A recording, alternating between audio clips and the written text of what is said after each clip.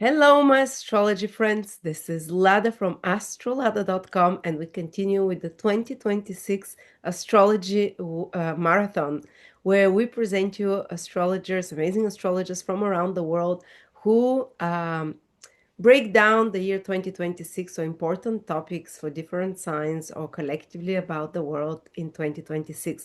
Today, my guest is astrologer Bianca from Greece. Hello, Bianca.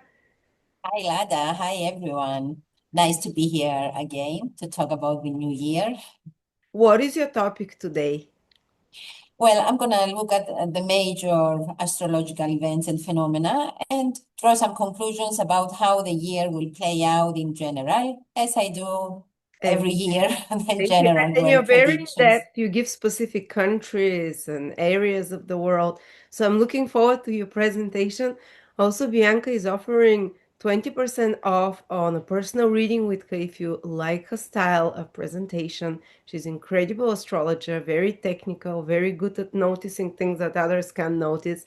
It's for a week. So horoscope for 2026 or whatever one of her services you prefer. Check out the link below and connect with Bianca. Thank you, Bianca. You have the stage. Thank you, Lada, as well. And let's get started because, again, 2026, it's a very big year, as we have seen since 2020 onwards, actually. And it's a direct continuation of 2025. As I mentioned last year, these 2 years cannot be separated because they work together as one continuous cycle. And just like 26 and 27 also will also operate hand in hand. And one of the main reasons for this is the close connection, the shift of Saturn, Neptune, and Uranus into their new signs, Aries and Gemini, a process that has already begun last year. So we already got a few signs of what they will bring. But now they have temporarily returned to Pisces to complete their final lessons there before moving permanently Neptune on 26th of January and Saturn on the 14th of February, and they will be there for quite a while. Uranus will also return to Gemini on 26th of April 26th, and therefore it will fully activate the new themes, air, Gemini themes that will be around for the next 7 years. And another element that binds the years together is the continued transit of the nodes through the Pisces Virgo axis until 27 July 26. This is for the true nodes because the mean nodes, they have a slight difference, but they move pretty close. That's going to happen 18th of August. I look at the true node though. And finally, 2026 has a strong link to 2020 as well. And that was a year well recognized as a global turning point. The themes from 2020 resurface and echo throughout 2026, making it or marking it as another critical year of transition. Last year, we spoke extensively about the shift of the slow-moving planets into new signs, and the huge significance of this transition is that we're moving from earth and water elements and energies into fire and air, which is a much more dynamic, direct, initiative-driven energy and frequencies. So But we people with also, fire signs and air signs will do well because they like the moon. exactly. Exactly. But because the water element, we had said that it's going to extend a little bit into 2026 until the middle of the year because of the nodes transiting the water signs. But actually, that was, and Jupiter being in a water sign as well, and Uranus returning to Taurus to finish up its transit there.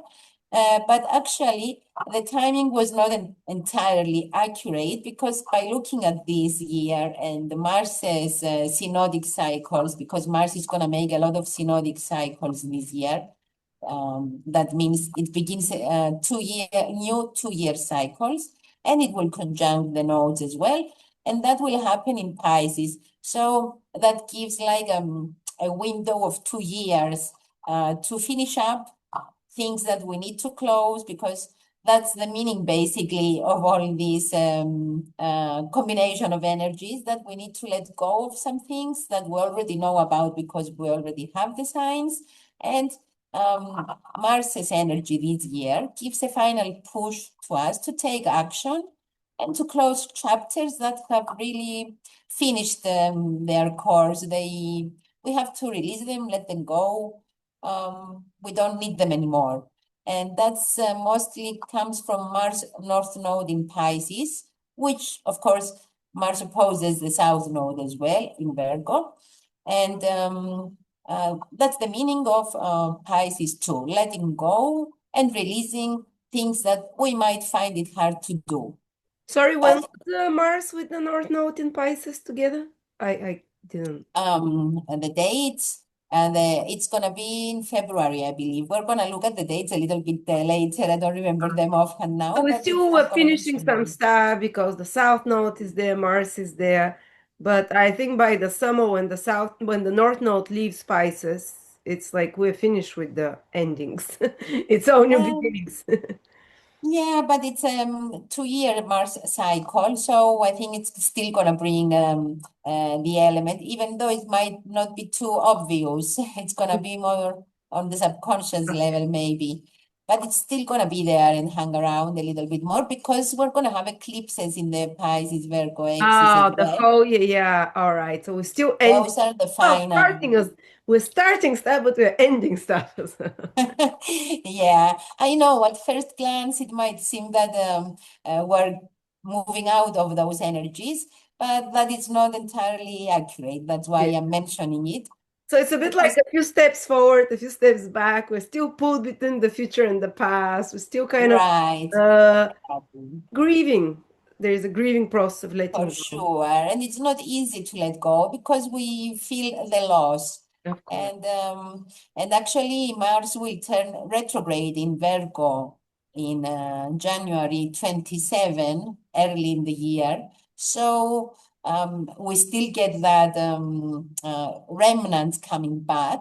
And also the shadow period of Mars will begin in October or something. So that is important as well. We're gonna see things are Mars-related energies coming back next year. I will mention a little bit later the dates of the shadow period and when we can I actually think there'll be a expect. big change with the health system, maybe in America or something. Yeah, that's Anyway, actually one of the big topics, health issue. It's one of the, because I see other indications as well that we might be getting another pandemic or epidemic, or anyway, health topics will be in the news a lot, I guess, this year. yeah, I'm not going to interrupt you anymore. Sorry. No, it's okay. I don't mind. It's all right. It's good to hold the discussion as well. And Mercury retrograde fully, exclusively in water signs this year as well. So that also brings in the water energy, continues the water energy despite the nodes leaving the Pisces Virgo axis. And by having Mercury in water signs, we kind of will be forced to communicate how we feel, revisit old emotional issues at the very least, and reflect on how certain experiences affected us. And basically, it gives us the opportunity to rethink and make decisions about past issues that probably surfaced with the nodes in Pisces, North Node in Pisces, South Node in Virgo, and the eclipses in that axis as well. And because water signs tend to hold on, they don't release easily, but Mercury will retrograde there, so that can help us do better reflection. And the only thing that we need to be aware of is that Mercury in water signs makes decisions based on feelings rather than logic or data. So emotional decisions are more subjective rather than logical. But this year will also introduce a new momentum because Mars and the sign of Aries will be extremely active throughout 2026. And Mars and Aries always translate into one thing, action. So we do need to take action, but we do have to keep in mind And we do get the opportunity with so many synodic cycles beginning, 7 to be exact, Mars synodic cycles, to do that if we have in mind that that's the direction we need to take. So just a quick look at the astrological highlights of the year. The number one factor for me, because I'm talking about world predictions, it's the major activation of the world axis again. Because the world axis, that's the 0 degree of Aries Libra, it's connected to significant world events always. The shift of the nodes in Aquarius Leo axis as well. And therefore the eclipse is moving to this axis too. Chiron entering Taurus after 50 years, also I find that quite important because it triggers, it will trigger as well or activate some important aspects. And also 0 degree of the fixed signs. We had the Saturn-Jupiter conjunction there in December 2020, plus a lot of other things, eclipses going on the 0 degree of Leo Aquarius before. So it's important because it's a rare move, a rare shift. It's a Venus retrograde year as well. We're going to have Venus retrograde from October, early October to mid-November, but also the activity of Mars, not only the synodic cycles, but in general the activity, excuse me, because Mars is not equally active every year, but this year it's actually a year during which it will have a lot of aspects.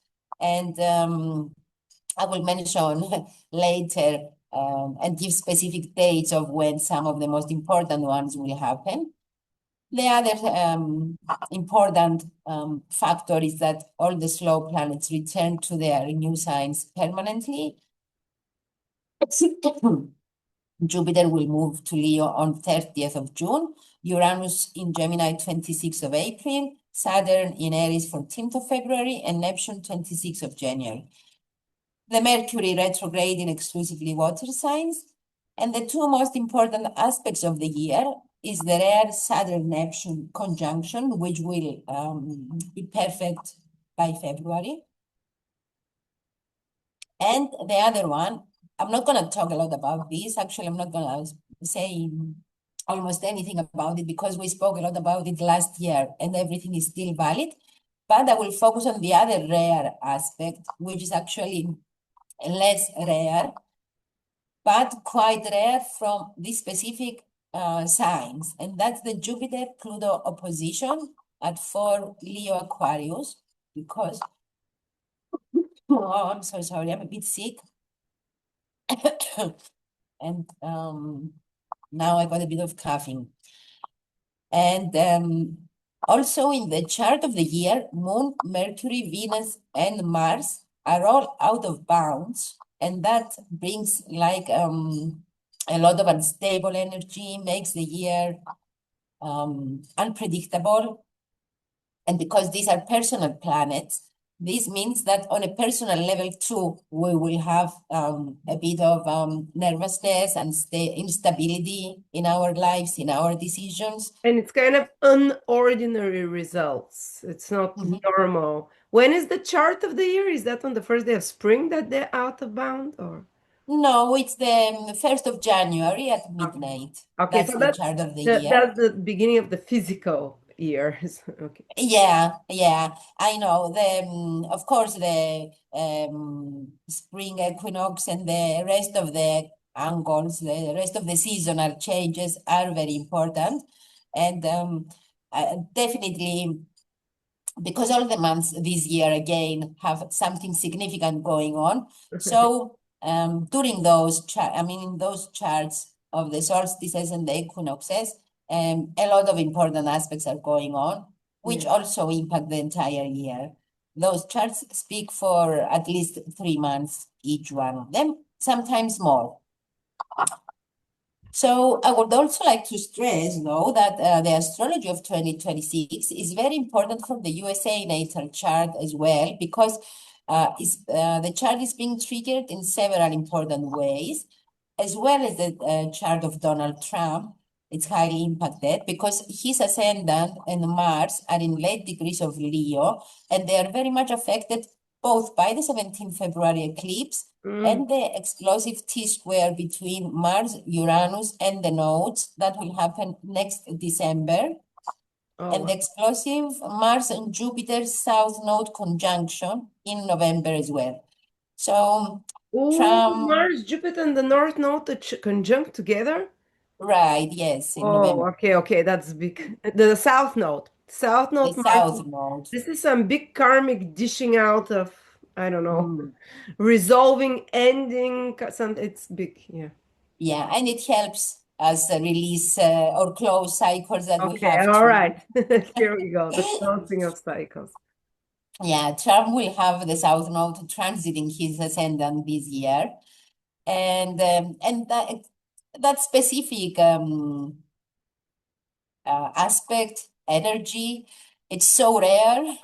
We haven't had Pluto in Aquarius or the nodes there for quite a while, and Jupiter as well. These are rare transits. Yeah, they were in Aquarius in 2000, in 2000 and the North Node in 2008.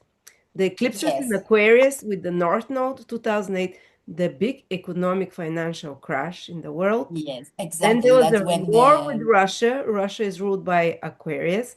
And then 2008, there was some really big cataclysms, like a big Sichuan earthquake, 90,000 people died. There was one big storm that happened, 130,000 died. So it was a very intense year, 2000, because Aquarius is so unpredictable, and the eclipses are making it even more unpredictable. Social change, social transformation. So, wow, sorry to interrupt, but it's been 2008, look back, guys, and 2009 were the same type of eclipses, but without Jupiter there. So now there is more, like Jupiter expands, whatever. And without Pluto being in the sign as well, because that's important as well. Pluto was not in Aquarius then. Yes, Pluto will join with the North Node. It's kind of a very Aquarian time. Very Aquarian times, yeah, like changes, social, technological, and so on. Absolutely. And a lot more significant or innovative changes. But also Mercury's retrograde in Cancer is especially important for the USA chart, as it has Cancer Sun, and transit Saturn will also station retrograde in tight opposition to the natal Saturn, which squares the natal Sun. So this is another indication. It will form a T-square with the Sun on the apex. And the Sun in the USA chart is the leader. So this indicates a tough period for the leader of the country. And considering what's going on in his own natal chart, I'm sure Trump will have a lot of problems or challenges to deal with or face. And a lot of worrying, a lot of delays, a lot of difficulties, a lot of pressure in general. And this is a especially difficult period. And in general, a lot of what is happening this year and last year impacts the USA because it has IC and MC at 1 degree Aries Libra. So the kite, the bisextile, Uranus, Pluto, Neptune, Saturn, for now Saturn, but later only Uranus, Pluto, Neptune. The bisextile creates a kite in the USA chart just because the angles are at 1 degree of Aries and Libra. And I found that so amazing and important, considering that the USA is a superpower. So we can expect to see shifts in government, in policies, changes in national leadership, public crises, or major events that can cause internal instability, possibly due to actions or related to the country's position on the world stage.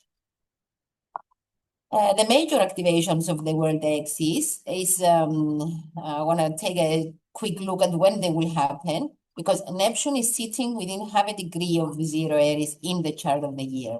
Saturn and Neptune will both cross 0 Aries, as I said, January and February, and the much awaited conjunction will take place at 0.45 on the world axis, to be precise. And in the chart of the year, the Neptune contrantition is at 030 Aries, and contrantitions work like oppositions, but it's like a shadow, things that go on behind the scenes that we're not aware of, that we don't see them, and they might work subconsciously as well. And in the chart of the year, the Uranus-Pluto midpoint is also at 020 Aries, and that is a significant explosive midpoint and will be triggered every time a planet crosses the cardinal signs. And Neptune sits at the Uranus-Pluto midpoint within less than a degree and is applying. So the most important and strongest activations of these degrees are from 26 January to 27 February, because Neptune will enter Aries and will be on that degree for an entire month. From 14 to 23rd of February, due to Saturn entering Aries. From 9 April to 11 April, because Mars will be at 0 Aries, and will be activating the Saturn-Neptune conjunction by conjunction as well. 11 to 13 August, Mars at 0 Cancer, also indicating that, also activating the Saturn-Neptune conjunction and the world axis by square though. But these are important times. August especially, we have the Jupiter-Pluto opposition as well, and Jupiter will conjunct the Sun as well, or Sun will trigger it, because Sun will be transiting Leo during that time too, and that's quite important. And Sun in mundane astrology, it's head of states, government leaders, the leader of the countries. And this affects all of the leaders, not just the USA. Furthermore, Neptune will remain at 29 Pisces until the end of January, and 29 Pisces is the most critical degree of the entire zodiac, because it's the final and rather faded degree of the final sign. Neptune has already been there for some time now, because it's stations direct on 10th of December, I think, at that degree. But in the chart of the year, it becomes even more significant, because it's conjunct Saturn and squared by Mercury too. And squared by Mercury from its sign of detriment in Sagittarius, because Mercury begins the year in Sagittarius for the 3rd consecutive year in a row.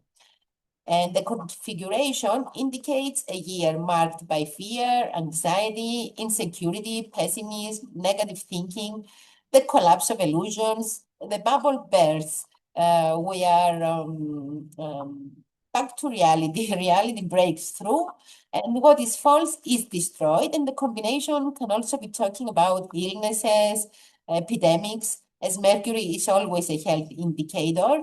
And with Saturn Neptune on the, especially Neptune on 29 Pisces, that's a very strong indication of illnesses or viruses, epidemics, things like that. From another perspective, though, the Mercury-Saturn combination might actually help contain the extreme optimism that Jupiter can bring when it conjuncts the Sun in Leo. And Sun-Jupiter conjunction in the sign of Leo, it's one of the most fortunate and luckiest expansive aspects in astrology, because it's the sign ruled by the Sun, and it's a rare aspect. It happens every 12, 13 years, but this time it's going to be opposing Pluto as well. Sun Jupiter in Leo amplifies confidence and self-belief, but it can also create overconfidence, unrealistic expectations, and can overestimate, can lead us to overestimate abilities, and therefore lead to poor decisions. Or in this case, for a world astrology, mundane astrology, it can make world leaders very hungry for power. We are going to see a lot of power games, exhibition of power, control, dictatorship. Jupiter, Pluto, it's an aspect that represents dictators, and in opposition, it's really strong and pushes one to take action. So at least Jupiter and Sun are going to be in a good position in the sign of Leo. So that helps a bit, keeping it a little bit not so much vicious energy. And Mercury and Saturn see the glass half full, while Sun Jupiter see Mercury and Saturn see the glass half empty, while Sun Jupiter see this half full. And Jupiter in Leo can really inflate the ego and the confidence beyond what is practical. So Mercury square Saturn Neptune might help a little bit contain that. But the contrast may provide like a balance and help people not lose hope with all the negativity, all the crises that are happening, and all the difficult circumstances that a lot of people are going through.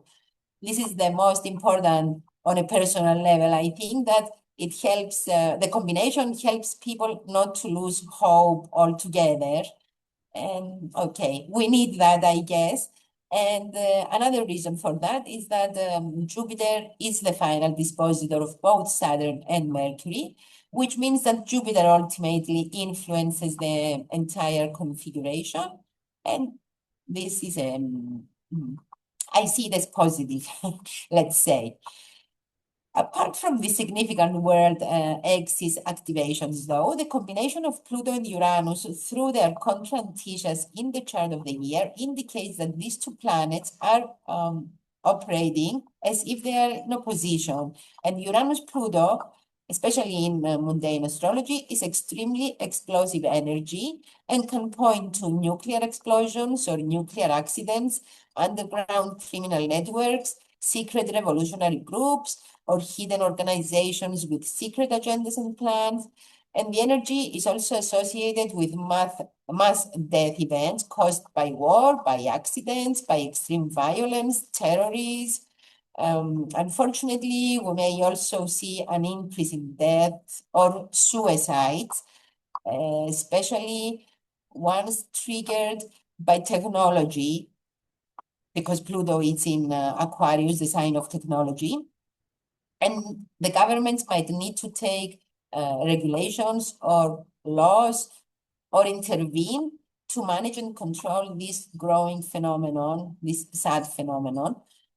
And yeah, I was reading about recently about AI causing some people to commit suicide. So we might see a If bit more anything, of the that. governments of many countries are encouraging euthanasia. They don't want so many people living in the world. So the Oh, largest number of deaths in Canada, I think, in the last year has been due to euthanasia. If you're depressed, if you're autistic, you can choose for anything. If you're poor enough, which is, but it's always been Pluto in Aquarius, less population. Pluto in Leo, baby boom. Boom, right, okay. Pluto, right. Aquarius is the population demographics, Pluto culling, and I haven't thought about euthanasia, but actually it's quite possible, yes. Or we're going to be hearing a lot more about that, or there might be, online discussions, pros and cons, people for it, people against it. Yeah, I agree. So, but 2026 will continue to deliver significant world events that impact everyone one way or another, and they have the power to bring radical change and transformation, but also fear, anxiety, stress, and confusion. So it's really important for everyone to be taking care of themselves, of their diet, of how they sleep, resting, making sure to recharge and avoid stressful situations if possible. Some strong possibilities of how 2026 might manifest on a global scale can include sudden critical situations, extreme and unexpected violence, sudden military operations, undercover or covert operations, shocking mafia hits or high-impact crimes, collapse of powerful dynasties or institutions, nuclear explosions or accidents, large-scale power blackouts, large-scale internet outages, deadly is this attacks on because of television. Aquarius energy? Excuse me? Is this because of all the Aquarius energy we have? It's because of the Uranus-Pluto connections via their The sixth, confrontations the trine. and other and the trine, of course, because they are in trine too. So their energies work together. Even though it's a trine, it doesn't mean that it just means that the energy flows. It doesn't mean that it brings only positive events. Easy access to nuclear Yes, power, exactly. easy access to bombs. And Yeah, I think we're gonna see a lot of like shocking robberies, unprecedented, like we saw in the Louvre, which was basically very wow robbery, because Uranus, Pluto are the criminals, and Neptune on the apex of the bisextile has to do with museums, art, especially old art, valuable. So yeah, I guess we might see a lot more of that coming this way.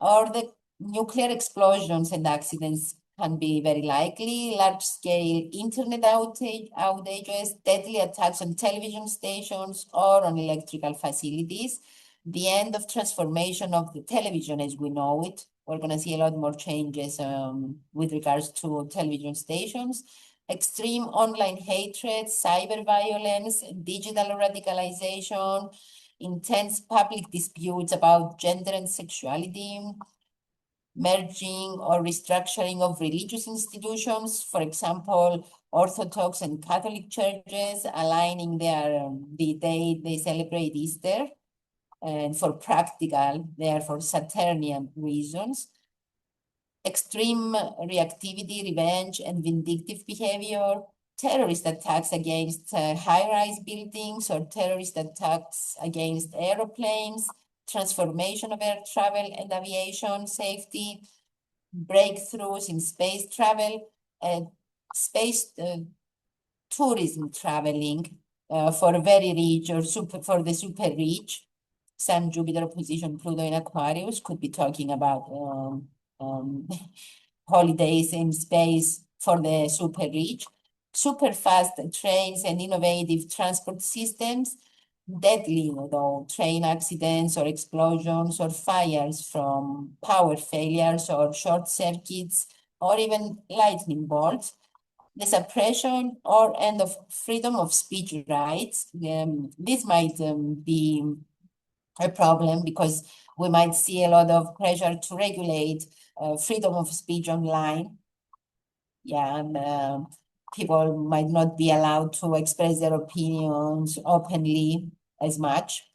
And Uranus-Pluto can also manifest as super strong and deadly earthquakes, violent volcanic eruptions, extreme fire events, mega wind phenomena, cyclones, hurricanes, mega thunderstorms, and deadly lightning strikes, collapse of bridges again, floods, rainfall. These don't have that much to do with Uranus-Pluto, but it could be about super strong earthquakes bringing tsunamis. In general, anything shocking, unprecedented, never seen before, extremely destructive or chaotic is possible under this combination. And all of these possibilities are, we can see them in 2026.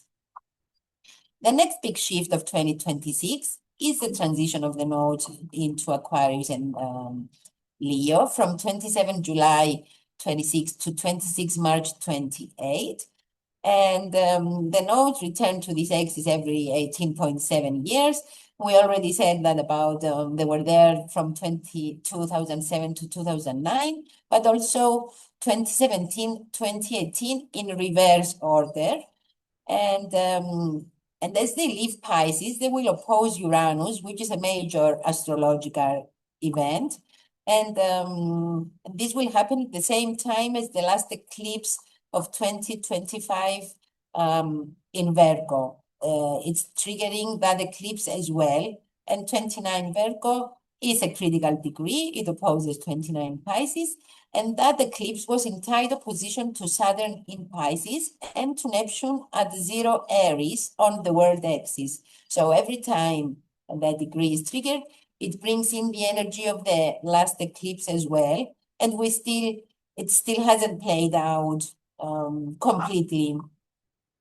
And the Saturn-Neptune energy of the eclipse continues in 2026 and the culmination, let's say, will be when they conjunct on 20 February, Saturn and Neptune, I mean. So the themes will remain strongly active. And what is critical about the eclipses is because Pluto is now in Aquarius. The previous times it was not there. And the first strong contact of the nodes with the Pluto will come in 2nd of August 2027, when we have an eclipse at 9 Leo and will be opposing Pluto directly. The first eclipse of 2026 is already happening in Aquarius Leo axis and will square the degree of the 28th Scorpio new moon that happened on 20 November recently. We're still in that cycle. So it connects. And that cycle was really important because it was conjunct Mercury, Cazimi, and Lilith, and opposing Uranus in Taurus. So it wasn't just a new moon cycle running 28 days. It links to the Mercury-Sun synodic cycle, which is a 4-month cycle, and it runs from 20 November to 7 March 26. So the Uranus, the opposition or the triggering of the eclipse on 17 February also triggers the Mercury-Sun synodic cycle and can bring revelations, things coming up to the surface, scandals. We might learn some shocking news we don't expect. And we might also experience, we will also experience the last North Node eclipse in Pisces for 18 years, and the last South Node eclipse in Virgo, with the nodes still in Virgo before they shift to Leo. There's going to be another eclipse, I think, in Virgo, but the nodes will have already shifted. And the eclipses in the Pisces-Virgo axis, it's reality versus illusion, order versus chaos, healing versus sacrifice. And the Pisces and these things or these themes will continue to run along with the themes of the Aquarius Leo energies. First of all, because we're going to have 2 eclipses in the Virgo Pisces axis and 2 in Leo Aquarius. So they will be running simultaneously. And the Virgo Pisces axis, the world impact can bring health crisis, system failures, exposure of hidden problems, and the collapse of illusions on a political, economic, religious level. And the eclipses in the Aquarius Leo have to do with the individual versus the collective, freedom versus the ego, leadership versus equality. And the eclipses activate the identity, the purpose, and personal destiny, while Aquarius eclipses shift the energy towards society, toward groups and systems, as well as technology, collective movements. So this axis asks us to balance the individuality with the collective, and it can bring like new movements, new sudden changes in friendships, in networks, changes in social roles.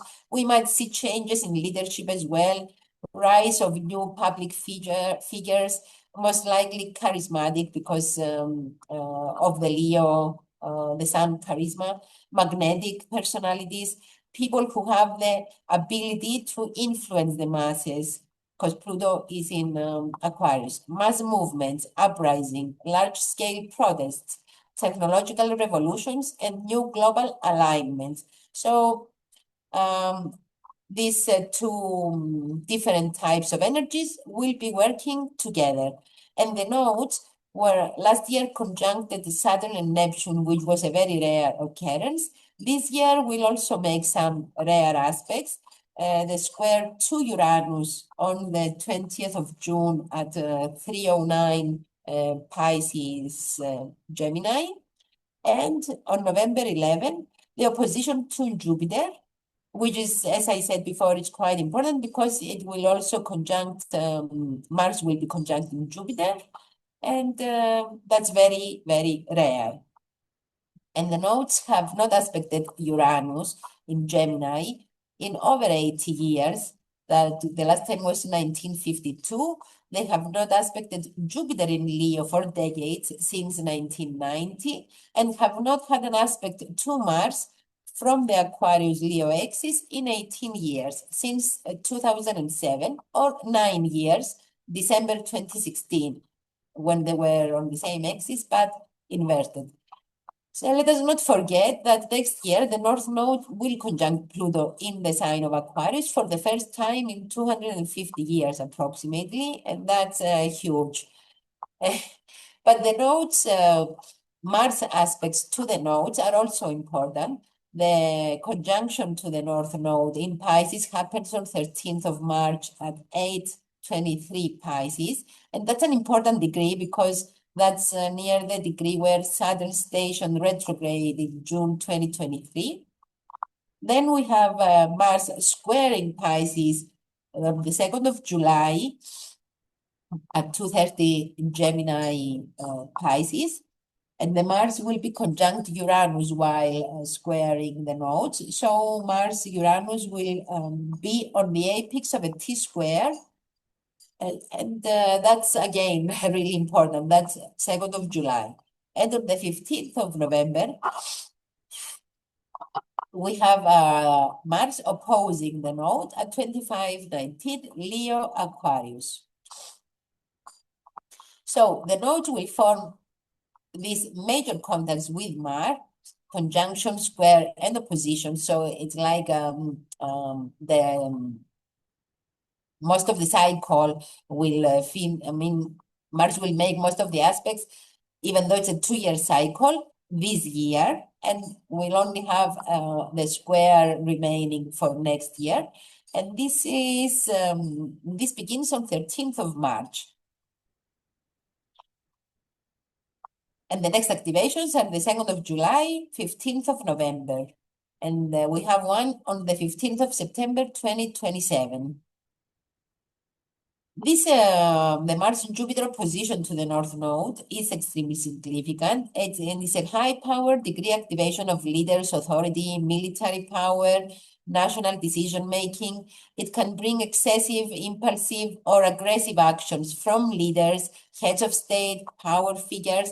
It can signal military moves, risky decisions, or overconfident actions taken for personal or national prestige.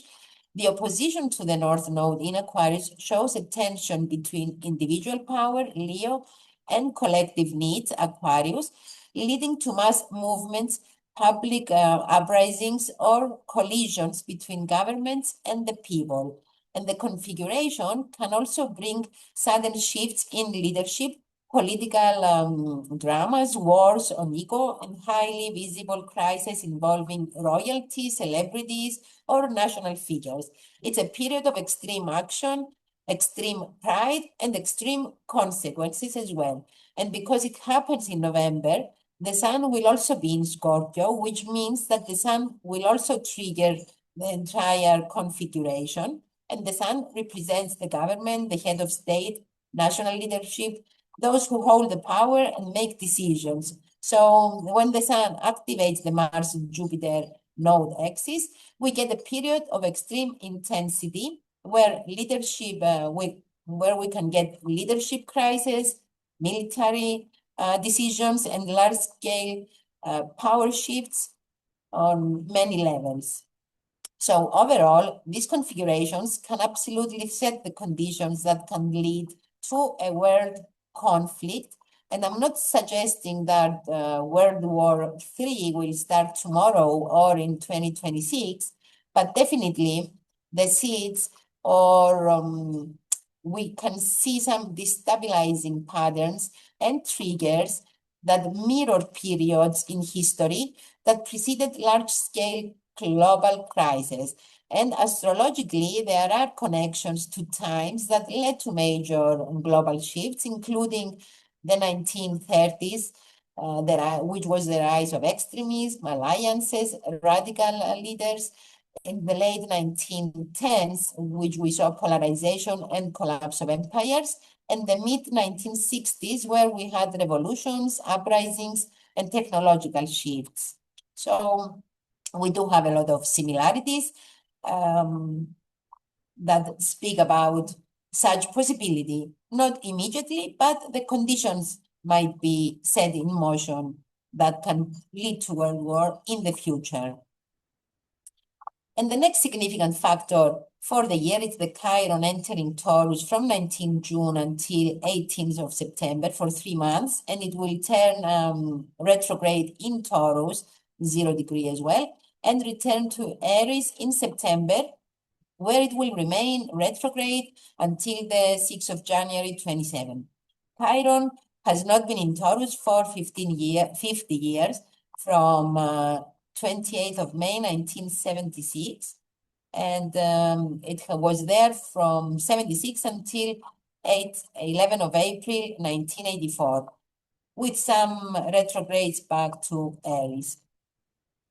So this year it will turn retrograde at 052 Taurus. And Chiron will trigger the 21st December 2020 Jupiter-Saturn conjunction at 0 Aquarius and eclipses that happened at 0 Leo Aquarius. And it will also trigger the May 2018 Uranus and Taurus ingress chart as well. People born from 28 May to 13 October 1976 and 28 March and April 1976 will have their Chiron return, and this happens around 50 years of age. And these are some of the people who are affected, because practically those who have Chiron or planets or important points from 22 Aries to 1 Taurus and the other cardinal and fixed signs, and especially from 26 Aries to 0 Taurus, will be very much affected by Chiron this year. And the relevant birth dates are plus or minus 1 day, 12 to 22 April, 14 to 25 July, 15 to 25 October, and 12 to 22 January for all the years. These are just birth dates. And the reason is that Chiron will station retrograde at 052 Taurus. So those born on the first day of the fixed signs are affected for a much longer period. And the same is true for the 25 to 27 degrees of the cardinal signs, because that is where Chiron will station direct at 26:13 Aries in January. Mars's role in 2026 is one of the most important, I would say, because Mars is the initiator, and Mars will be quite active this year. So it will be a very active year as well, and a very important one too, because it will start setting in motion all the necessary changes that are coming about with the new era we are already experiencing. Since the end of 2019, early 2020, we have been experiencing closures, changes, transformations. A lot has happened affecting the final degrees and the early degrees of all the signs, and this is the final leg. The closure energies are finishing, and we are shifting into the new beginnings with the permanent shift of Saturn and Neptune in Aries, Uranus in Gemini, and of Jupiter in Leo. Mars will move from Aquarius to Virgo this year. It will change 8 signs because it will not turn retrograde this year, but early next year, and will conjunct every planet, the slow planets, I mean, Jupiter, Saturn, Uranus, Neptune, Pluto, as well as Chiron and the North Node. And this means that the 2-year synodic cycles will begin with each of them in 26, so they carry over for in 27 as well. And this is the reason also that 20, 24, 25, 26, 27 are all very much interconnected. And in 2026, we're going to see many of the cycles that began in 24 closing, and new ones beginning and developing 26 and 27. And many of them are extremely significant because they are rare, and they're going to happen between Mars and the slow planets in their new signs for the first time in hundreds of years. For example, Mars will conjunct Saturn and Neptune in Aries, something that has not happened for quite a few years. This means that the next 2 years will carry the energy of closure and transition and remnants of the strong water sign influence that has dominated the recent years, but with, especially because Saturn was in a water sign. And the continuation will happen because Mars will conjunct the Sun and the nodes in Pisces. So the water energy, the water theme will be around for a little bit longer. But by October, Mars will oppose Pluto while transiting Leo, and this marks the peak of the Mars-Pluto cycle, which is an important time of an explosive cycle. The first square happens in mid-May while Mars is in Taurus, but closer to the end of the year, by October, we're going to have the opposition, and Mars will also oppose the North Node as well. By the end of the year, while transiting Virgo, Mars will oppose the exact degree of its conjunction with the North Node in Pisces, so that's a major activation. And in fact, Mars will station retrograde in Virgo in close opposition to that node degree, but that will happen early 27. These oppositions, though, mark moments when the themes of the cycle reach a peak, a clearing point, or a crisis that forces resolution.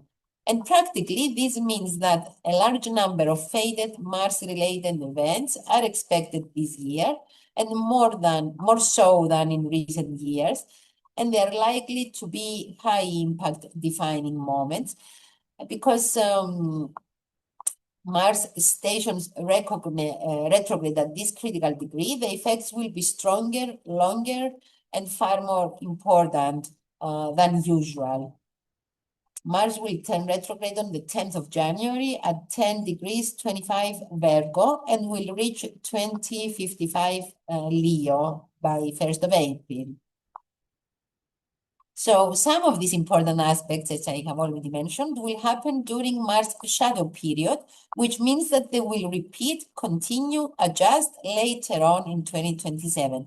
And Mars' shadow period is from the 5th of November 26, and that's related to events that will happen also in April 27 until January 27, successively related to the period but backwards. Mars will be retrograde from 10 of January to 1st of April 27, and then the post-shadow period is from 1st of April 27 until 8 July 27. So this is one of the big reasons that 26 and 27 are very much related, but we will not explore those now. We will look at them in the next year's forecast. So we have 27 of January, Mars-Pluto conjunction. 13th of March, Mars conjunct North Node. 13th of April, Mars conjunction Neptune. 19th of April, Mars conjunction Saturn. 16th of May, Mars conjunction Chiron. 4th of July, Mars conjunction Uranus. That's going to be in the US solar return chart. 15th of November, Mars conjunction Jupiter. Many of the new Mars synodic cycles with the slow planets will begin in new signs, with the exception of the Mars-Pluto, because we already had Mars-Pluto conjunction in Aquarius. Every other cycle starts in fresh territory, and this is extremely important because the themes move into new energies, new topics, new collective focus. Even so, though, the next 2 years will still bring represent a continuation of the past and a strong opportunity for final karmic and fated closures.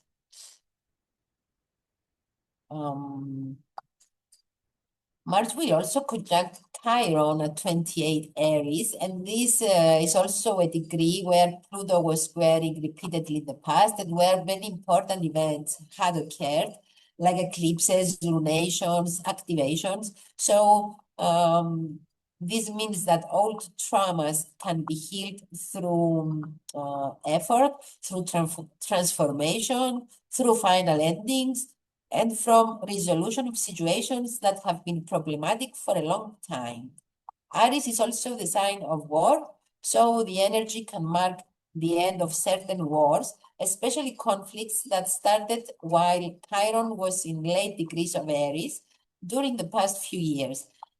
Furthermore, the Mars-Uranus conjunction in Gemini will tightly trine transiting Pluto in Aquarius, as well as the exact degree of the Mars-Pluto conjunction at 3 Aquarius, which means that Mars will activate the minor trine, the bisextile, and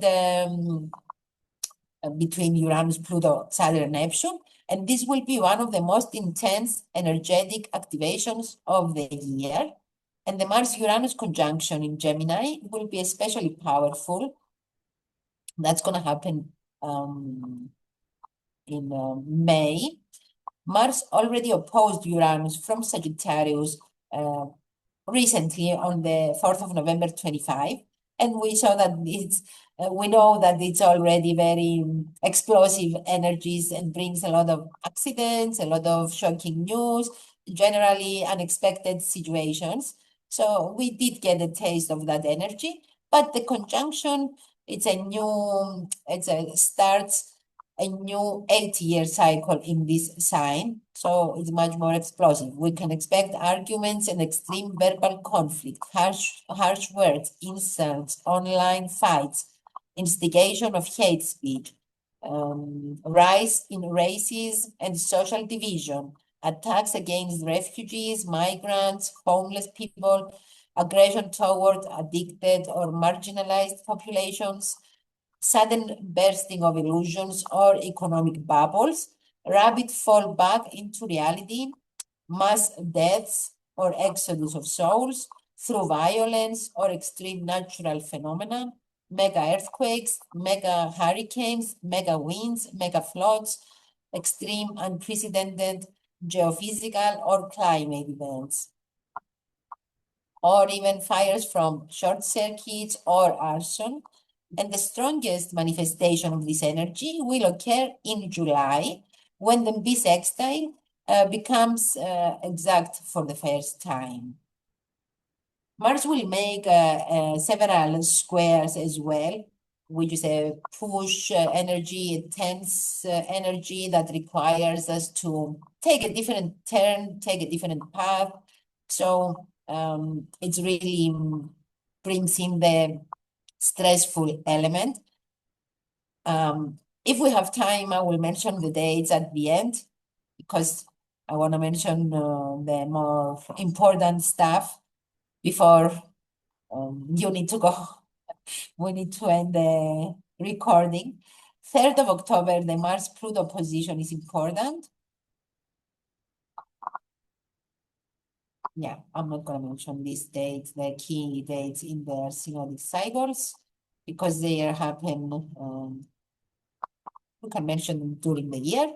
Then we have the Venus retrograde period, which connects to previous time Venus retrograded in Scorpio, and that was in October, November 2018. And that brings an end to an 8-year cycle that might have started around that time.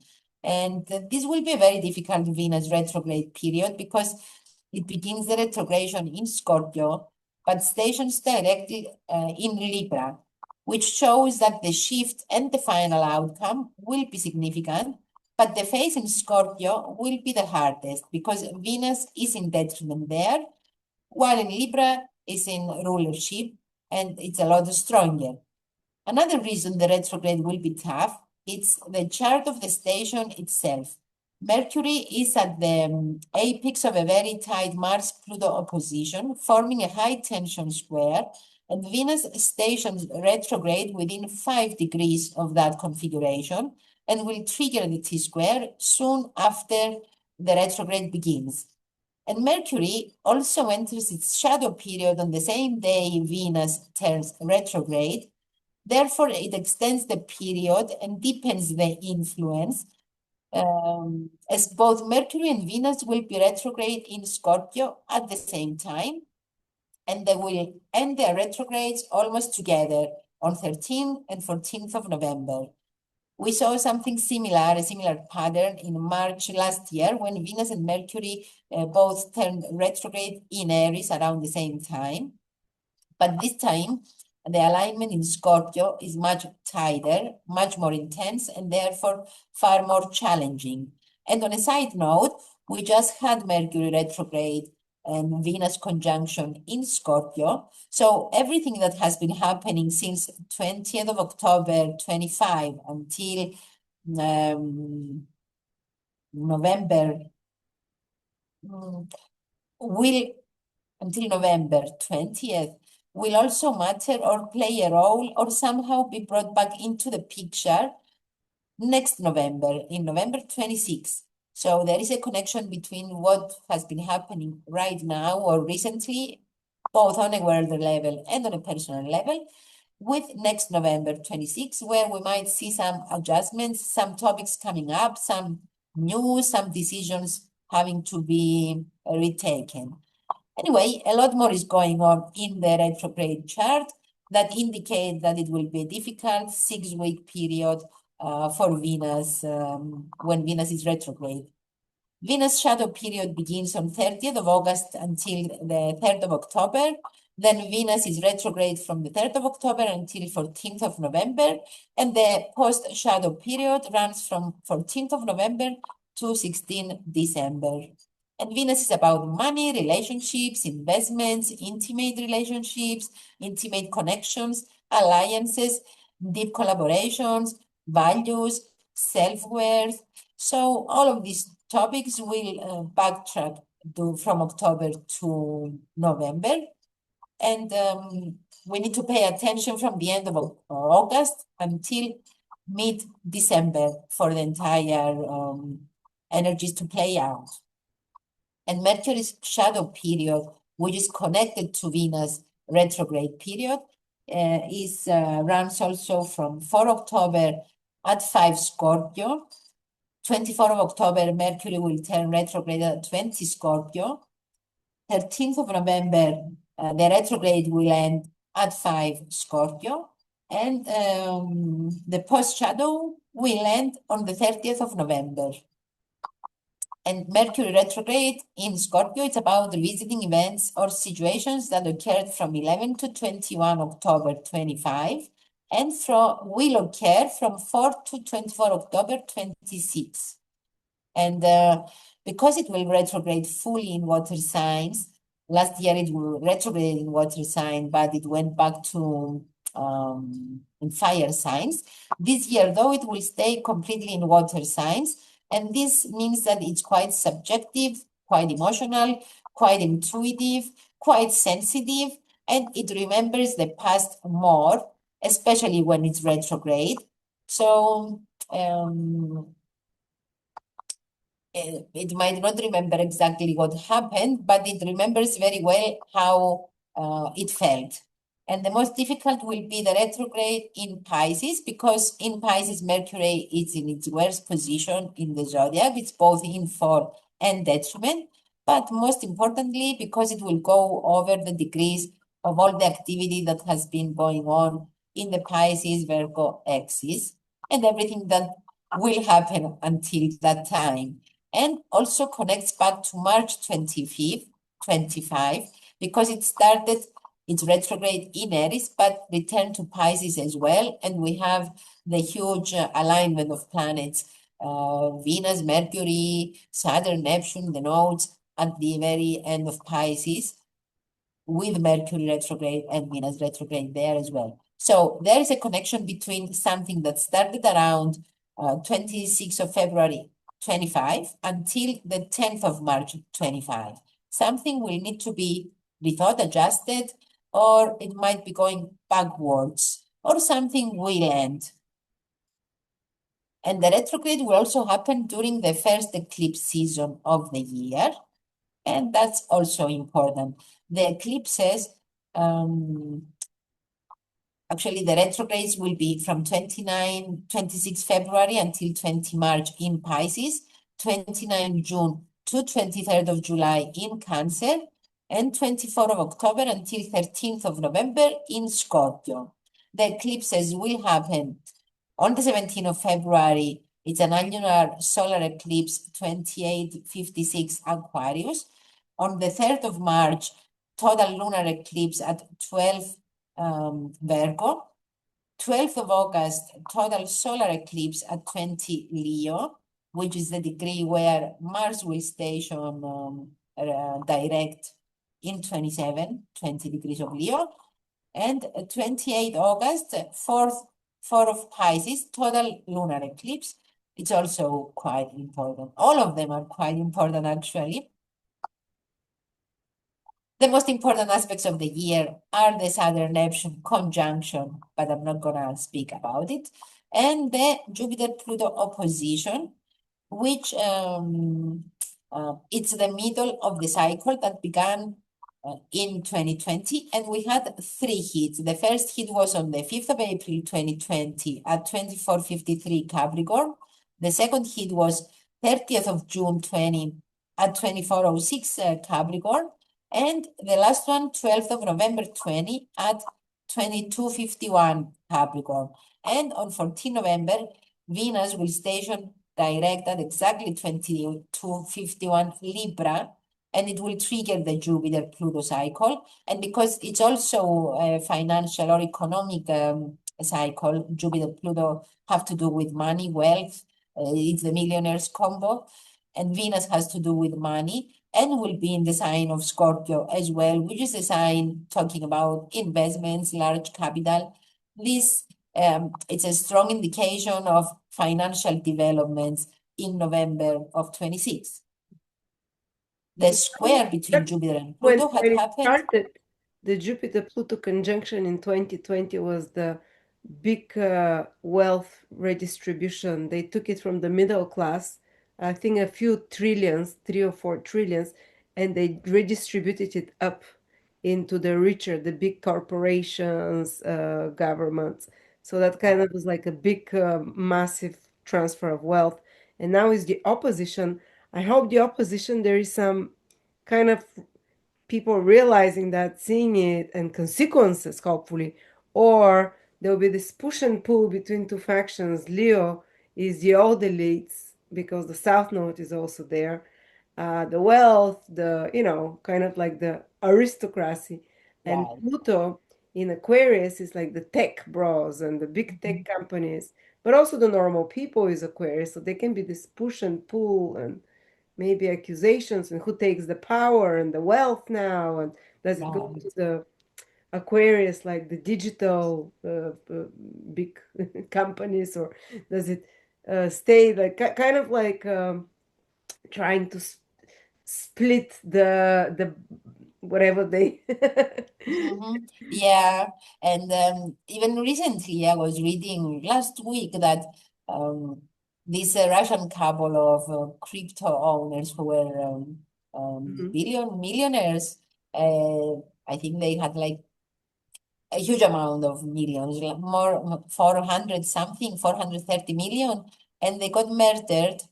So because they refused to give their codes, the passwords. So this might also be something that we might see, crime to steal cryptos or online wealth from people.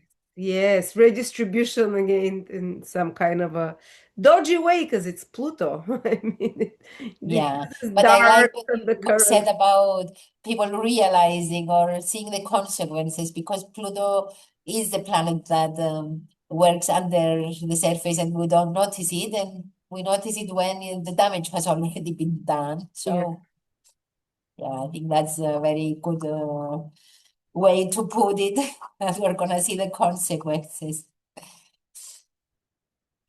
And on a mundane level, other meanings of the Jupiter opposition Pluto, it's like a corruption aspect, is the dictator, because it's an opposition, it could be about corrupted dictators, scandals or corruption scandals coming up to the surface.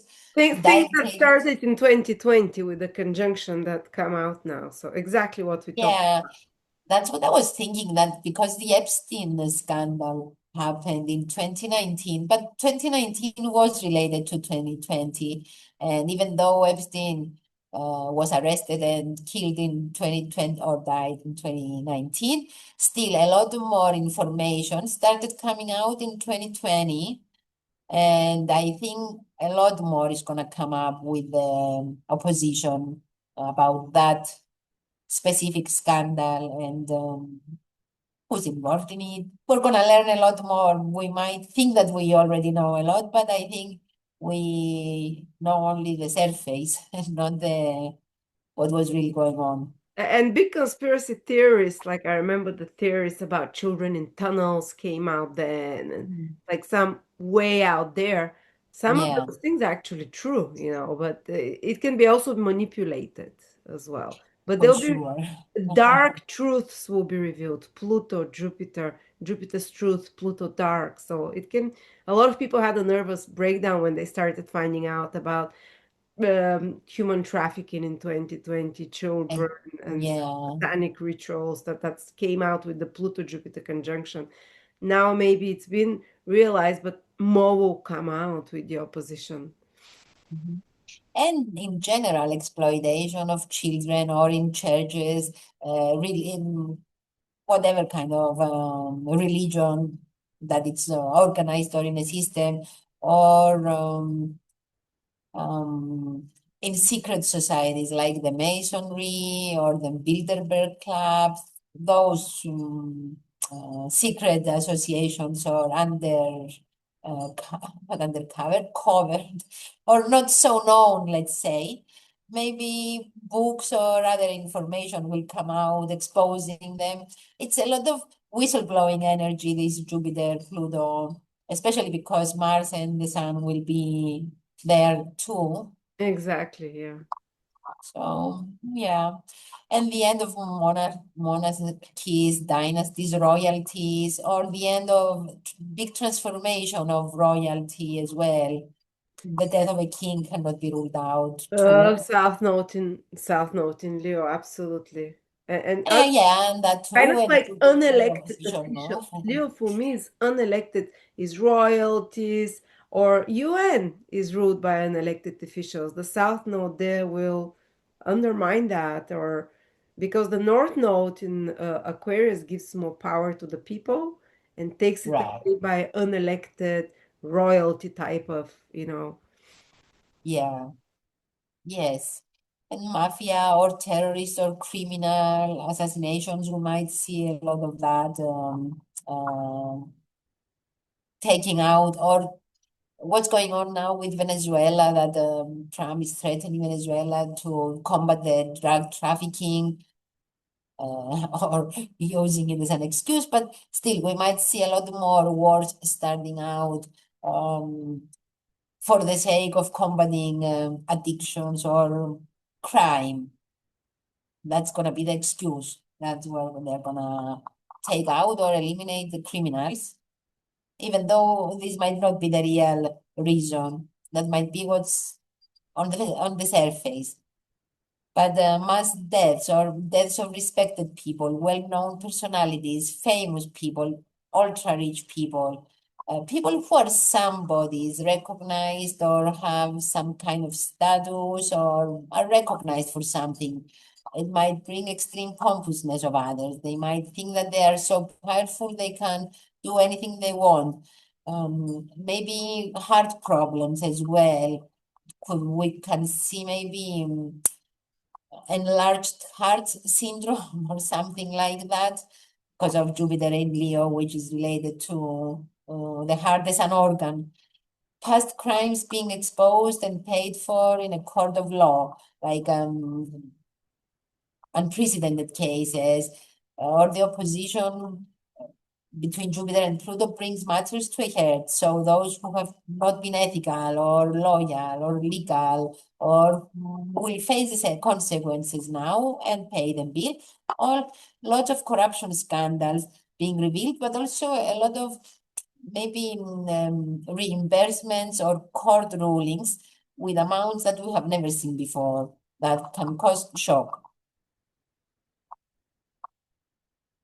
Who is impacted most? People born from October, November 1937, August 1938, February 1939, June 1939 will have natal Pluto at or near the 0 degree of Leo, especially people who were born 22 to 27 July 1939 and have Sun Pluto conjunction in their natal chart need to be extremely careful this year.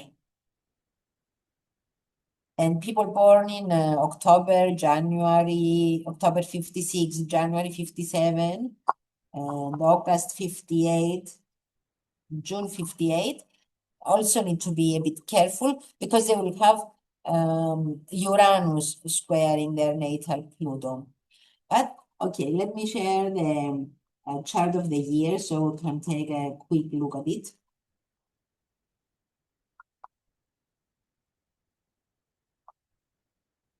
And we can look at the astrocartography as well quickly.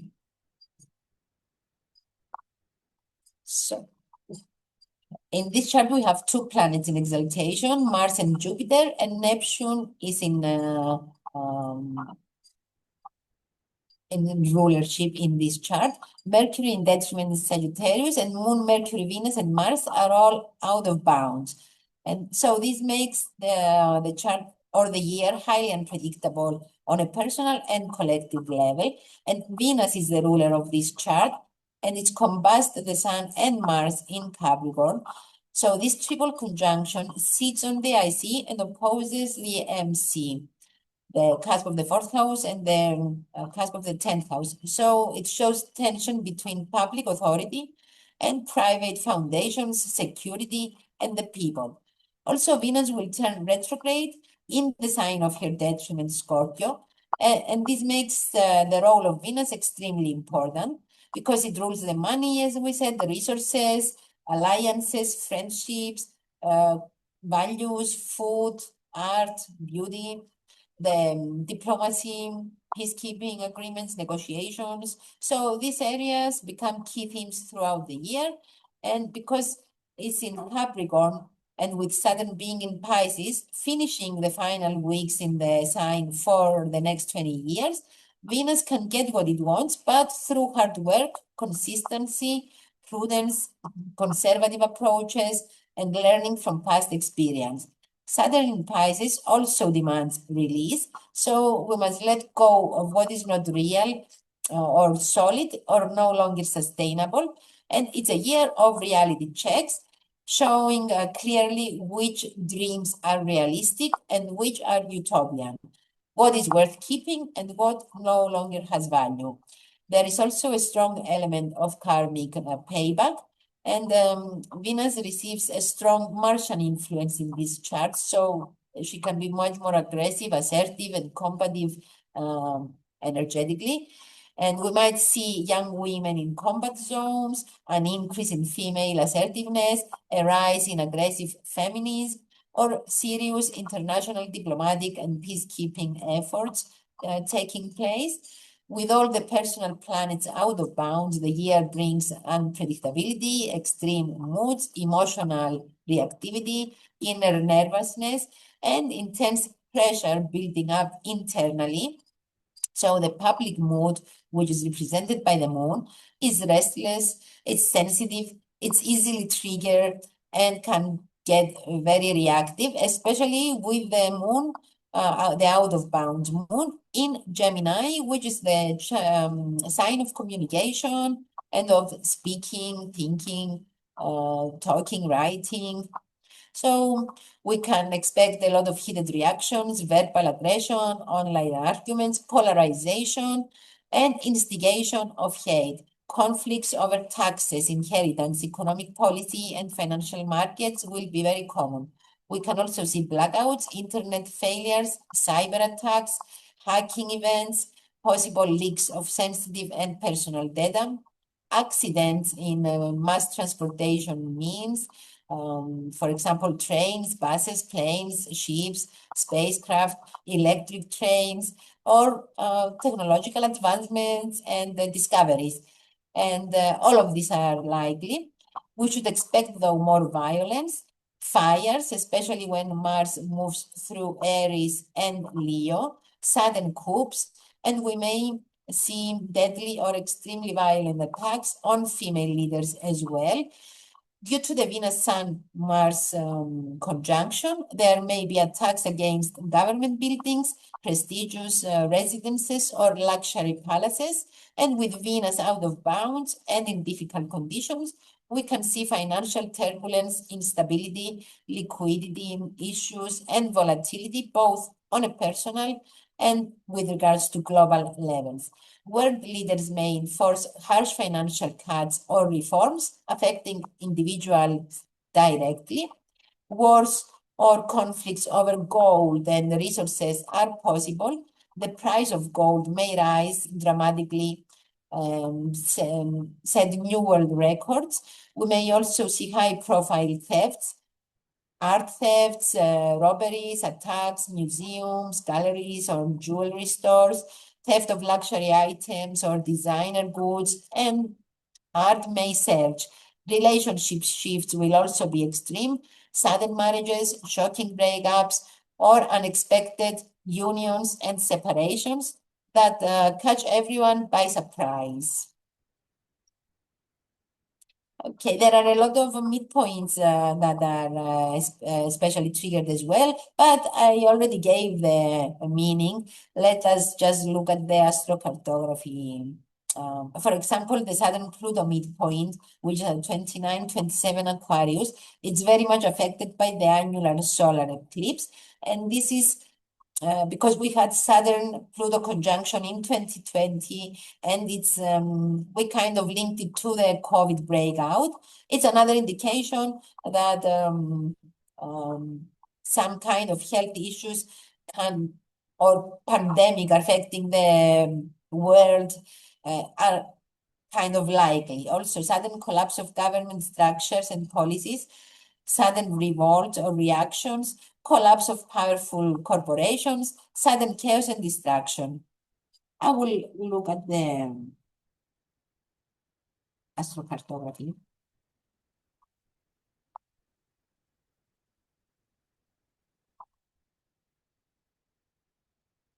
For the chart of the year.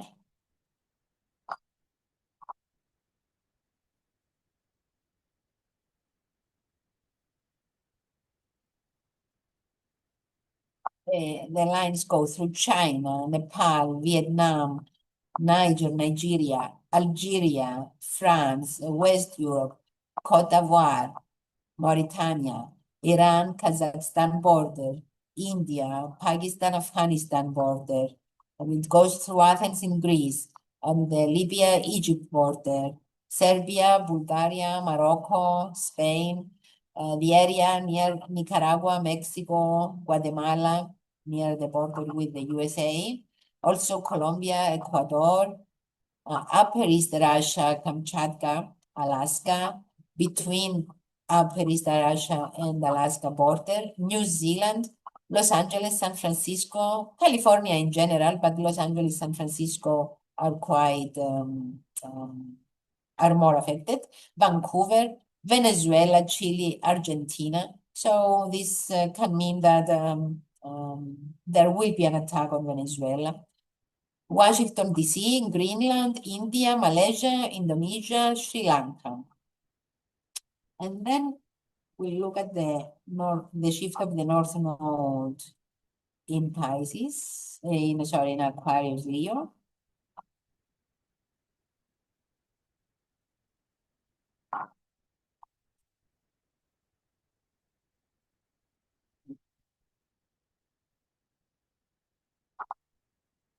In the chart, Saturn is stationed direct at 14 Aries and directly opposes the USA natal Saturn, and the nodes will turn direct and station at 0 Pisces right after the, no, this one no, is not true. The nodes will not turn direct in station. That happened another time. But Saturn will station direct at 14 hours. So in conclusion, where is the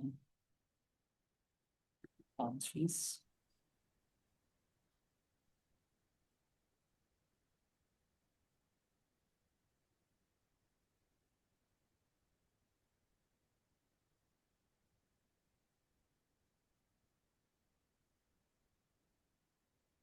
So it's Scandinavian countries, Denmark, Czech Republic, Hungary, Austria, Italy, Libya, Chad, Congo, Kenya, Sudan, Saudi Arabia, Iran, Sri Lanka, India, Malaysia, Indonesia, Philippines, Hong Kong, Taiwan, South Korea, North Korea, Mexico, Greenland, Cote d'Ivoire, Portugal are affected by the ingress of the nodes in Aquarius, North Node in Aquarius. That's from the end of July.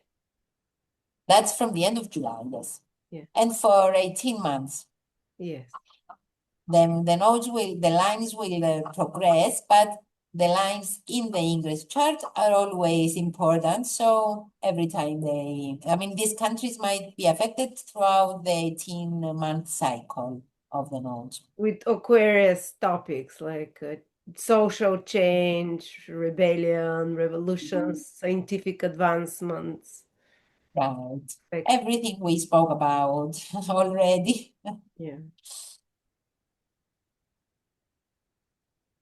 So in conclusion, 2026 ends with a loud explosion due to the explosive planetary configurations starting on 7th December, but running for a while.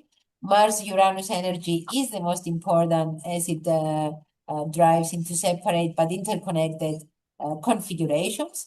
And the same is true for August, as Pluto is the driving force of two other separate but interconnected configurations.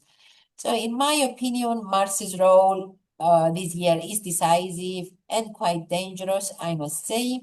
And these synodic cycles with the slow planets that begin with the conjunction, participating in challenging planetary configurations, make these 2 year cycles both violent, unpredictable, unstable, and very, very decisive for the future course and life path of humanity. Especially watch out for the Mars-Pluto, Mars-Uranus, and Mars-North Node conjunctions. And let us all pay attention to the dates that I have already mentioned and which are sure to bring significant events. And we can end the presentation here, even though it's again a bit long, but okay, it's a big year. Thank you so much, Bianca, for your in-depth preparation with transits, with aspects, with everything. Again, thank you everyone for staying with us. Yeah, exciting year. I mean, this is Yeah. collective predictions on a personal level. It's always depending on the level of consciousness of the person, but collectively, the level becomes much lower because it needs to be equalized and with the high and the lowest. But you just know that personally, it can manifest in much more auspicious, positive ways as well.